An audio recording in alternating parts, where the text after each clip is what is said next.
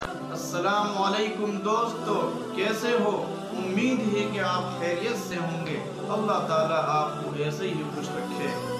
मैं आज आप हजरात के सामने एक ऐसा वजीफा बतलाने जा रहा हूँ जो आप करेंगे तो आपके घरों के अंदर, आपके कारोबार में, आपकी दुकानों में बरकतें होंगी।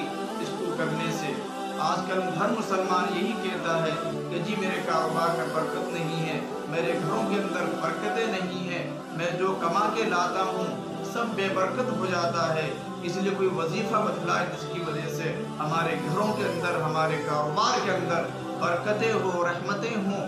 बरकतें भी जभी आती है जब हम अल्लाह ताला से मांगते हैं, हम अल्लाह ताला के सामने हाथ फैलाते हैं तो अल्लाह ताला हमारे मालों में बरकत अता करता है।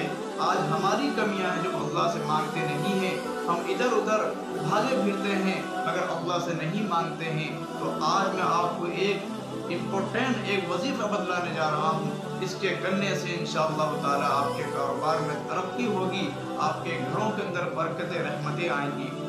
वजीफ़ा क्या है? कुरान करीम की एक आयत है, सूरह अनकबूत आयत नंबर 62 की। आप इसको फजर की नमाज के बाद 11 मरतबा पढ़ेंगे, इंशाअल्लाह ताला आपके कारोबार में बरकतें, रहमतें आएंगी। वो आयत क्या है?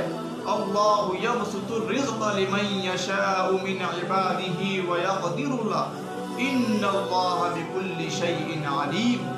आप इस आयत को फजर की नमाज के बाद 11 मरतबा अव्वल आखिर दुरूद शरीफ 3 मरतबा पढ़ करके आप इस आयत को पढ़ेंगे तो अल्लाह ताला इस आयत की बरकत से आपके मालों में, आपके दुकानों में बरकत अता फरमाएगा। अल्लाह ताला इस वजीफे पर अमल करने की तौफीक अता फरमाए और हमारे कारोबार में, हमारे घरों के अंदर रहमतें, बरकतें फरमाए। अस्सलाम वालेकुम।